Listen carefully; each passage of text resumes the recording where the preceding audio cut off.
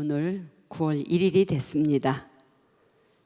이제는 입추가 지나고 오늘은 가을로 접어들었죠. 9월에는 백로가 있고 추석이 있고 추분이 있습니다. 백로는 흰백자 이슬로자인데 풀잎에 하얀 이슬이 맺힌다는 겁니다. 즉 낮 기온과 밤 기온이 너무 차이가 심하기 때문에 결로가 생긴다는 것 같이 그 하얀 이슬이 맺힌다는 건데, 그렇기 때문에 건강에 주의하셔야 됩니다. 일교차가 심하기 때문에. 그리고 우리 명절인 추석이 있고요. 추분이라는 것은 16번째인데 밤낮 길이가 똑같다는 날입니다. 그래서 이제는 그날로 기준해서 밤 길이가 길어지는 때죠.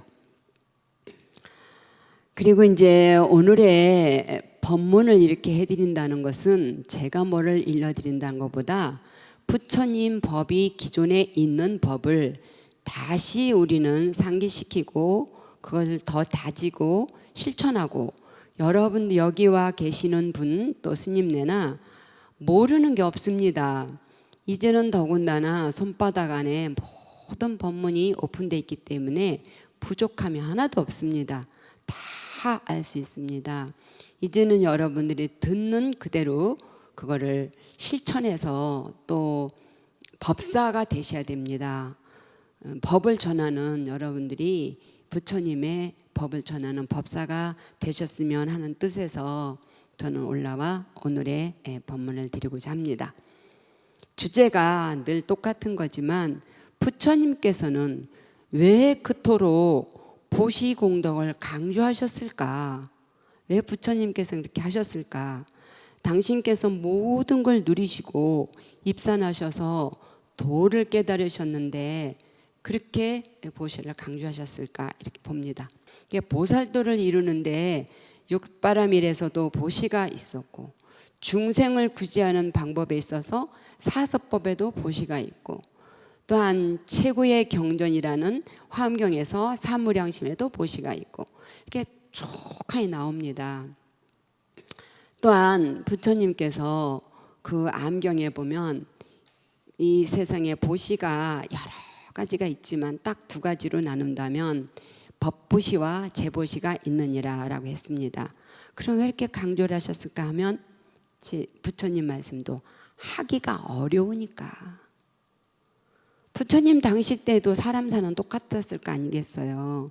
그러니까 그때도 자비가 충분했으면 자비스러워라, 지혜스러워라, 공덕을 잘 안 하셨겠죠.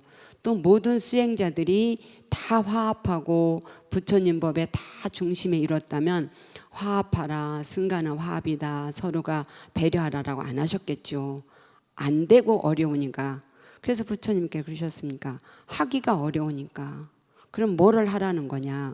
어떻게 하라는 거냐라고 했을 때 하기가 어려우니까 이 법을 얻는 것도 법을 피는 것도 재보시를 하거나 재보시를 받거나 이랬을 때 인연이 만나기가 어렵다는 겁니다. 부처님 말씀에. 그럼 또 마음을 내기가 어렵다는 거죠. 또 마음을 냈으면 실천하기가 어렵고 또 여의하기가 어렵다. 그래서 여러분들이 다음에 가서 그렇게 어렵잖아요. 그리고 또한 이 보시를 재보시를 하던 법보시를 하던 이 대가성 없이 삼륜이 청정해야 된다라고 하셨습니다. 우리가 처음에 절에 와서 이 초발심자경 배울 때 삼륜이 청정하게 하라 이 소리가 뭐냐면, 가장 중요한 건 법이든 재물이든 그게 정법이어야 되고 정당해야 됩니다. 그리고 베푸는 사람이 사심이나 있는 게 아니라 청정하고, 받는 사람이 또한 대가적으로 요구하거나 있는 게 아니라 삼륜이 발라야 됩니다. 그게 무주상 보시라고 그러죠. 그래서 보면은 이제 나누어서 이렇게 보았을 때 법보시와 법보시는 승가의 어떠한 그런 입장일 것 같고, 재보시는 어떠한 제가의 입장에서 볼 수 있습니다. 부처님 말씀에 보면 유마경에 보시 중에서 가장 수승한 보시는 여러 가지가 있어도 법보시가 제리다. 법보시가 제리다라고 최고다라고 하셨고, 금강경에서도 우리가 매번 읽는 거지만 항아사 숫자가 얼마나 많습니까? 모래 숫자가. 항아사 모래 숫자만큼의 나라에 금은보화로 장식을 해서 보시하는 것보다 이 법을 알겠구니 해서 우치한 속에서 지혜스럽게 법을 알겠구니 하는 법이 더 수승하다라고 나와 있잖아요. 또한 암경에서 보면 선물 중에 가장 그 수승한 선물이 진리를 알겠구니 하는 선물이 제리랍니다. 즉 법을 전달하는 게 최고죠.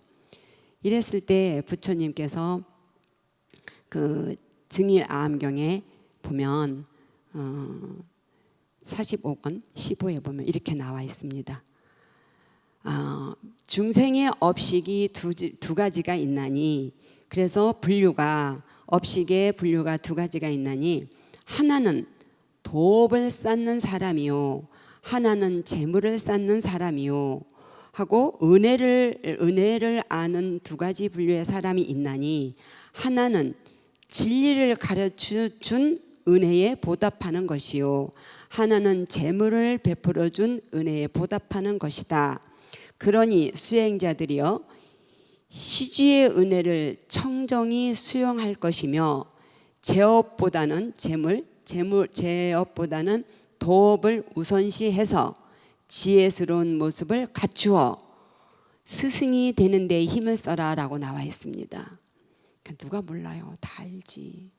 그래서 부처님 법이나 부처님 법이 새로운 것, 뭐 획기적인 것, 뭐 신통방통한 법이 새롭게 있지 않아요. 그것을 우리가 어떻게 하는가라고 하면 부처님께서도 해놓으셨잖아요. 내 법이라는 것은 특별한 것이 아니다. 재앙막작하고 중선 봉행하는 것이니라 했어요. 뭐냐면 모든 악은 내가 행하지 않도록 막고 모든 선은 받들어 행하라라고 했어요. 그게 칠불통계니라, 모든 부처님이 내려오는 계율이니 그 개송이니라라고 하셨거든요. 그러니까 제자들이 부처님이시여, 그건 삼척동자도 다 압니다. 부처님께서 그래 삼척동자가 다 알아도 100세 노인이 실천하기가 어려운 것이 이 법이니라라고 하셨거든요. 그랬을 때 우리는 매번 듣고 이 자리에서 일어나서 잊어버린다 하더라도 계속 여러분들이 들어놓고 또 들어놓으면 어느 때인가 여러분들이 저도 그렇고 여러분들도 그렇고 분명하게 실천할 때가 온다는 거예요. 그 때도 다 말씀해 놓으셨어요. 그런데 제가 여기서는 오늘 법보시를 해서 혜택을 본 신뢰와 재보시를 해서 혜택을 본 신뢰를 말씀드리고자 합니다. 그랬을 때 법보시 혜택에 가장 가깝게 말씀드린다면, 이제 수행자가 쫙 앉아서 수행을 하시잖아요. 수행이 쉽습니까? 어렵잖아요. 그렇게 수행이 좋고 쉬우면 누가 안 하겠습니까? 오직하면 수행이 어려워서 그 부처님께서 말씀해 놓으신 것이, 수행을 하고자 마음을 내는 사람이 손톱 위에 흙이 올라갈 정도 그렇게 귀하다. 그리고 수행의 마음을 냈으면 그것을 끝까지 해양하는 유가 얼마나 적은가 하면 새끼손가락 손톱 위에 올라가는 흙의 양만큼 그만큼 어렵다 그러셨거든요. 부처님께서 아침에 떡하니 일어나셔서 걸식을 하러 나가실 때 떡하니 이제 지혜의 선정의 힘으로 딱 보시고 어느 마을로 갈까라고 할 때 수행자가 있는 마을부터 선택을 하셨다는 거예요.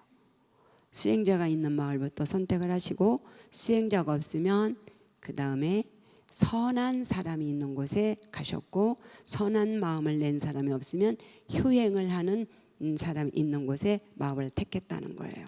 그럼 우리 생각에 아니 부처님이 대자대비하신 분이 없는 마을부터 가시지라고 할 수 있어요.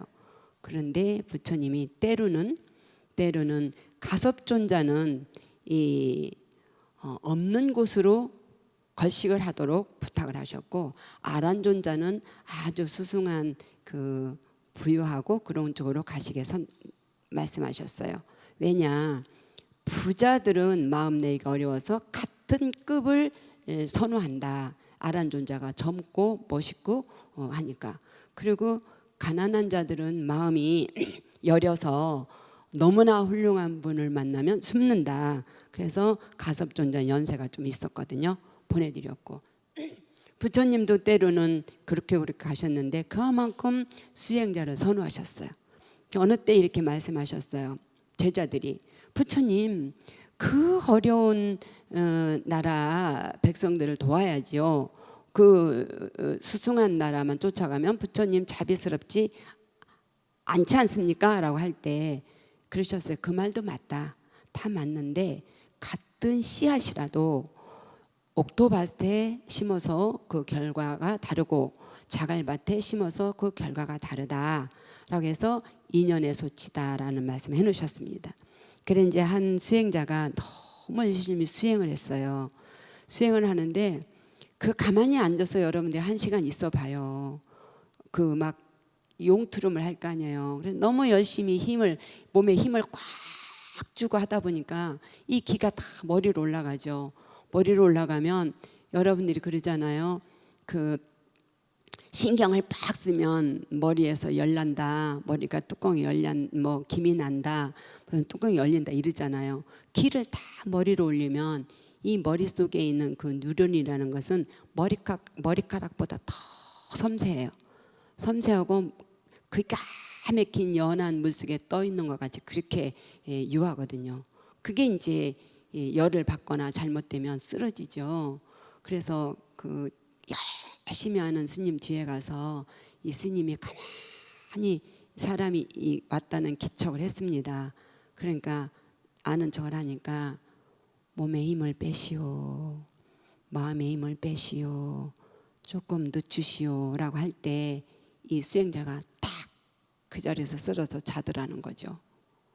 최고로 극도로 올라가서 자기가 어떻게 할지 모를 때 그 소리를 듣는 순간 턱하니 내려놓으니까 몸에 탁 자더라는 거예요. 그때에 계속 간다라면 이상이 오는 거죠. 이것도 하나의 법보시라고 볼 수가 있습니다. 그래서 우리가 기도를 할 때나 수행을 할 때나 운동을 할 때나 뭘 할 때나 가장 중요한 건 힘을 빼는 겁니다. 힘을 풀고 힘을 빼는 거. 그러니까 눈에 힘 빼 이러잖아요. 그래서 유연하게 하라는 거. 그리고 이제 제보시에 재밌는 건데 2달러의 1억이에요. 2달러의 1억. 그래서 어디서 제가 본 건데 그 부부가 이게 메리어스가 보여갖고 저기 부부가 식당을 들어가게 됐습니다. 근데 식당을 들어가기 전에 거지가 $1 했습니다. 그러니까 이 남편이 매몰차게 아주 냉정하게 어디서 하면서 딱 잘랐어요. 근데 부인이 그 여자분들은 아이를 낳아서 키운 그 정이 있기 때문에 따뜻함이 있기 때문에 너무 남편 매몰차게 거지를 내쫓은 게 미안해서 살짝 뒤에 가면서 2달러를 줬어요. 근데 마침 그때에 식당 주인이 같이 들어가는 그 광경을 보고 그 식당 주인이 그 밥을 그 부인의 그 자비스러운 마음을 보면서 밥을 그냥 대접을 했어요. 그래서 혜택을 봤어요. 이 거지가 2달러를 딱 받고 있었는데 그때에 또 옆에 있는 거지가 와서 $1 하는 거예요. 2달러 받는 걸 봤으니까. 그런데 보니까 너무 남루해. 나보다 더 초라한 거지예요. 그래서 그 1달러를 줬어요. 2달러 중에 1달러 줬거든요. 그러니까 거지 깡패가 거지들이 우르르 오는 거예요. 거지들이 우르르 오니까 그 1달러 받은 그 초라한 거지의 형님이 그 거지의 왕초예요. 그러니까 지금 1달러 받은 그 초라한 거지가 막아달라고 그러는 거예요. 왜냐, 저 사람한테 저 거지한테 2달러밖에 없는데 내가 1달러를 받았으니까 그거 뺏어가면 굶어 죽는다. 그냥 막아달라 그러는 거예요. 그래서 막아줬어요. 그러니까 1달러로서 자기의 보호를 받았어요. 그러고 나서 이제 1달러 남은 그 거지가, 아니 초라한 거지가 세 번째 사람이 배가 너무 고픈 거예요. 그러니까 다른 거지가 못 뺏어가지, 형님이 왕초니까. 그래서 그 1달러를 가지고 비싼 빵은 못 사고 싸구려 빵을 많이 샀어요. 배부르게 먹으려고. 그래서 빵을 이제 몰래 가서 먹는데 사람들 없는 데 가서 먹는 거예요. 그런데 그 고소한 빵 냄새를 맡고서 강아지들이 쭈르르르 오는 거예요. 강아지들이 그 눈빛을 쫙 보면서 하고 있는 거예요. 그러니까 이 거지가, 그래서 인도에서는 거지를 뭐라 그러냐면 클 것자 지혜 지자를 써요. 큰 지혜를 가진 뭐 사람이다라고 그래서 그걸 빵을 줬어요. 그 강아지들한테 주고서 마지막 하나를 한 볼탱이를 딱 먹으려 하는데 강아지 무리 속에 보니까 그 오지도 못해, 그 무리 속에 오지도 못하는 강아지가 엎드려서 그냥 자기를 바라보고 있는 거예요. 그래서 거기를 갔어요. 그 강아지한테 그 초라한 마지막 세 번째, 이제 첫 번째 1달러, 2달러 준 여인이 그렇게 해서 혜택을 받고, 두 번째는 그렇게 해서 혜택을 받고, 세 번째 초라한 그지가 그 강아지한테 갔어요. 그래서 마지막 먹고 싶은 빵을 가지고 먹을까 줄까 말까 하고, 그래도 이 강아지한테 줘야지 하고 전부의 마음을 담아서 강아지한테 줬어요. 그 초라한 힘없는 강아지한테. 그리고 강아지가 그거 빵을 뽀약뽀약 먹고 있는데 한 여인이 막 쫓아오는 거예요. 그 강아지 가까운 데로 오더니 멋이야 우리로 말하면 무슨 뭐 이쁘나 멋이야, 응? 애명을 하면서 부르면서 어디다 인자 있었느냐고 덥석 안아서 가려고 하는 거예요. 근데 이 강아지가 안 가는 거예요. 그 강아지 주인한테 안 갈래고 뻗대는 거예요. 그래서 왜 그런가 하고 그 옆에 있는 초라한 그지한테 물었습니다. 그래서 여차저차 해서 내가 굉장히 배가 고픈데 이렇게 저렇게 나눠주고 한 볼테이가 남아서 먹으려고 하는 순간 여차저차해서 너무 불쌍해서 이 강아지한테 줬다라고 했어요. 그러니까 이 여인이 일어나라, 나를 따라오라 하면서 그 여인의 집에 정원을 관리하는 직업을 주더라는 거예요. 그게 바로 하루 상관에 아침서부터 점심서부터 하루 상관에 이루어졌다라는 거죠. 그래 봤을 때 그게 어떻게 보면 제봇입니다. 그래서 제가 여러분들과 저가 이렇게 생각해 보면 참 그런 때가 많잖아요. 어떻게 보면은 내가 이 사람한테 베풀었는데 여기서 못 받았는데 이쪽에서 덕을 볼 때가 있고, 여기서 베풀었는데 여기서 덕을 볼 때가 있습니다. 그래서 늘 하는 말이 맨날 삼독심 탐진치 하는데 가장 작은 도덕은 문 밖에 있다고 합니다. 가장 큰 도덕은 내 가슴 안에 있잖아요. 그래서 좀 더 하다가 큰 일을 당하기도 하고, 또한 그 무엇을 믿겠어요? 재력을 믿겠어요? 권력을 믿겠어요? 사람을 믿겠어요? 믿을 것이 하나도 없어요. 무엇을 믿을 수 있는가? 내 마음자리에서 어떤 에너지가 움직이는가? 내 마음자리에서 어떤 에너지가 움직이는가? 그걸 살피는 것이 가장 믿을 것이라 생각합니다. 끝으로 맺는 말씀을 드린다면, 법보시나 제봇이나 멀리서 하시지 말고 제일 먼저 집안 가족들에게 또 오늘 들은 것을 실천할 수 있도록, 꼭 실천할 수 있도록, 그리고 최고의 보시는 제가 볼 때는 매사에 범사에 감사하는 것이다라고 봅니다. 법보시며 무예보시며 그러면 그 가운데에 법보시던 무예보시던 제보시를 하게 되면, 법보시나 무예보시나 이렇게 법보시를 하게 되면 자연스럽게 제보시가 따라옵니다. 내가 마음에 어떤 에너지가 있나 그 중심으로 뭔가를 말로 뜻으로 행동으로 법보시를 하게 되면 제보시를 하게 자연스럽게 따라온다는 거죠. 여러분들 그래서 부처님의 보호를 받고, 또한 9월이라는 텅 빈 한 달을 선물을 받고 매일매일 여러분들이 웃을 일이 많이 있기를 염원드립니다.